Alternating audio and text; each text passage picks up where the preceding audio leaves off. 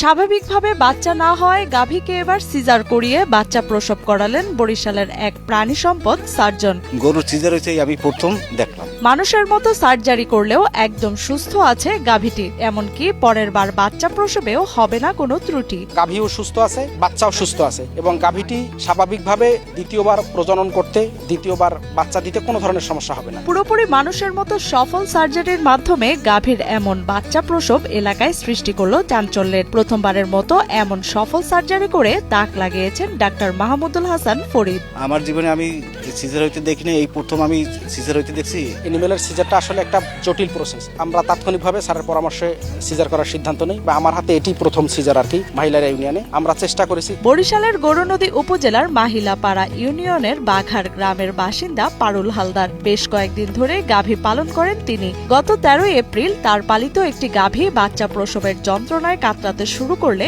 গাভীটির স্বাস্থ্যের দেখভাল করা প্রাণী সম্পদ কর্মকর্তা হেলালকে খবর দেওয়া হয়। এ সময় অনেক চেষ্টার পরেও বাচ্চা প্রসবে ব্যর্থ হয় গাভীটি। বড় ডাক্তারের আমাদের ডাক্তার ফোন দিছে, বড় ডাক্তারের সাথে আরো ডাক্তাররা আসছে, আশপাশের মানুষ চেষ্টা করে পারে নাই, বড় ডাক্তারেরাও চেষ্টা করছে, আসে না নরমালে। মাঝের মধ্যে আমি এটাকে দেখভাল করে দেখা যাচ্ছে যখন মাসের 13 তারিখ যখন ও আবার বাচ্চা প্রসবে ব্যথা ওঠে, আমাকে এই মালিক কর্তৃপক্ষ আমাকে ফোন দেয়। আমি এখানে আসি, আসার পরে যখন আমি হাত দিয়ে দেখি যে ওর মুখ খুলছে, কিন্তু ওর বাচ্চা আমি ওই জায়গা থেকে আমি করতে পারতেছি না, তখনই আমার ভেটেরিনারি সার্জন আমার মাহমুদুল হাসান ফরিদ স্যারকে আমি ফোন দেই।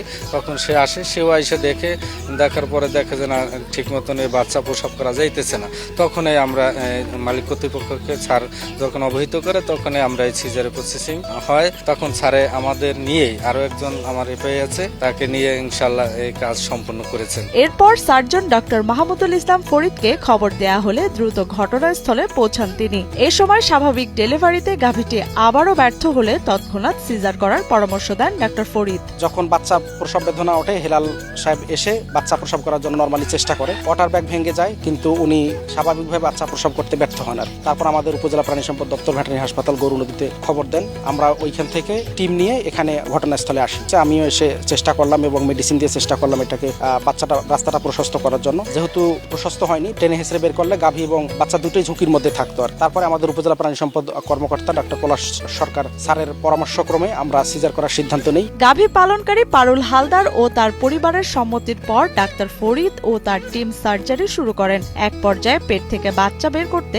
সফল হন তারা। বর্তমানে বাচ্চা ও গাভী দুটি সুস্থ আছে বলে জানান তারা। খামারের কান্নাকাটি দেখে তার সাথে কথা বলে তার মতামত নিয়ে সিজার করার চেষ্টা করেছি। আলহামদুলিল্লাহ আমরা সফলভাবে সেটি করতে পেরেছি। 11 মাসে এর মায়ের সুই দিয়েছিলাম 11 মাসে, তখন ওইটাই আমাকে ভুল হয়েছিল। 11 মাসে সুই না দিয়ে 18 মাসে সুইটা দিলে এরকম হইতো না। এদিকে গাভীর সিজার করে বাচ্চা বের করার এমন ঘটনা ব্যাপক চাঞ্চল্যের সৃষ্টি করেছে এলাকা জুড়ে। এর আগে কোনোদিন এমন ঘটনা দেখেননি বলে জানান এলাকাবাসীরা। কোন জায়গা আমরা গরু সিজার দেখি না, এই প্রথম আমরা সিজার দেখছি।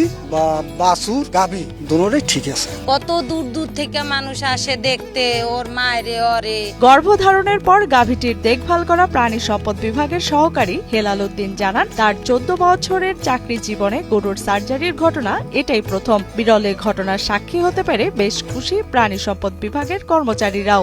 আমার এই 14 বছরে আমার এখন পর্যন্ত আমি এই সিজার দেখি নাই। চান, ওর নাম চান রাখছি, চানের ছোটতে বড় করছি। এই চান এরকম মর্গে যাইবো, কষ্ট লাগে না? বরিশাল গৌরনদী উপজেলার ভেটেরিনারি সার্জন ডক্টর মাহমুদুল ইসলাম ফরিদ জানান, সিজার একটি জটিল প্রক্রিয়া হওয়ার কারণে অনেকে এটা করতে চায় না। তার উপর যন্ত্রপাতি না থাকা এবং অভিজ্ঞতা না থাকলেও এটা করা সম্ভব হয় না। এজন্য প্রয়োজন দক্ষ ভেটেরিনারি সার্জন, দরকার লজিস্টিক সাপোর্টও। গরুর বডি বড়, চেহারা বড় হওয়ার কারণে, তারপরে নাড়িভুড়ি অনেক ভলিউমিনাস হওয়ার কারণে এটা সিজার করাটা একটা জটিল প্রসেস। এই জন্য এটাকে সিজার করার জন্য টিমের প্রয়োজন হয় এবং তাৎক্ষণিকভাবে এটা এভাবে মেনটেন করা না হয় তাহলে কমপ্লিকেশন বেড়ে যায়। এই জন্য জটিল হওয়ার কারণে অনেক সময় অনেকে অ্যাভয়েড করে যাওয়ার চেষ্টা করে বা ম্যানুয়ালি চেষ্টা করার। আমরা 3 জনে ভেটেরিনারি মেডিকেল টিম গঠন করি, সাথে আরো 2 জন স্বেচ্ছাসেবী ছিল। মোট 5 জনে আমরা গাভীটির সফল সিজার করতে সক্ষম হই এবং বাচ্চা এবং গাভী দুটোই সুস্থ আছে। এদিকে সফল সার্জারি হওয়ায় ডাক্তারের প্রতি কৃতজ্ঞতা জানিয়েছেন গাভী পালনকারী পারুল হালদার। বাচ্চা পামুই না, সে বাচ্চা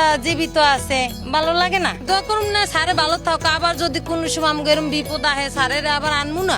আবার আশপাশ যদি এরকম কারো গরু রয়, তাই আম করতে এরকম ফোন নাম্বার নিয়ে আনবে না।